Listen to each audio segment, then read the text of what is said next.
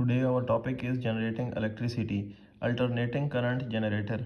The ability to produce an electromotive force by changing the magnetic flux through a coil is used to generate electricity. The generation of electricity is the important application of electromagnetic induction. Generator is a device which converts mechanical energy into electrical energy. It consists of two poles north and south of a magnet. In order to have uniform magnetic field, there is a coil of rectangular shape CDEF, also known as armature. It also consists of slip rings with which produce alternating current shown in figure 14.10. When the coils CDEF rotates between the poles of a magnet, an electromotive force is induced. When the side CD moves upward, Fleming's right hand rule shows that the direction of current in from C to D and E to F half a revolution later, Fe will be in the position previously occupied by CD and the current direction is reversed. That is, it is a form F to E and D to C. Thus, the direction of induced electromotive force and the current changes every half revolution. The graph of electromotive force against time shown in figure 14.11. The time taken for the revolution T called the time period, the T called the period of period, and the frequency F is the number of revolution per second. Hence, F is equal to 1/T. The domestic electricity supply has a frequency of 50 Hz, which means that the generators make 50 revolutions around each second. Figure 14.11 shows that the position of the coil that correspond to various points on the graph.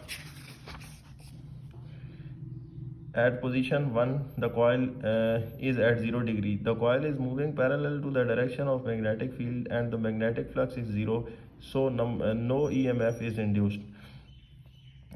At position 2, the coil is at 90 degree. Coil is moving perpendicular to the direction of magnetic field and the magnetic flux is at the maximum, hence induced maximum EMF.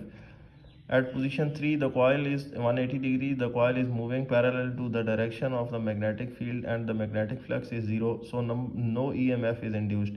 At position 4, the coil is at 270 degree. The coil is moving perpendicular to the direction of magnetic field, hence the induced EMF is at maximum. In this case, the direction of induced EMF is opposite to what it was at position 2.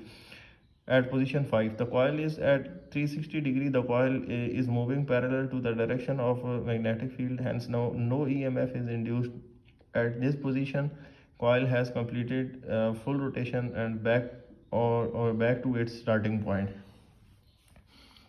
The induced electromotive force is determined by the rate at which the number of flux linkages changes. The greater the angular velocity, the coil will cut the lines of flux at the faster rate, so induced EMF would be produced. Suppose the coil is rotating with angular velocity and at any instant theta b, the angle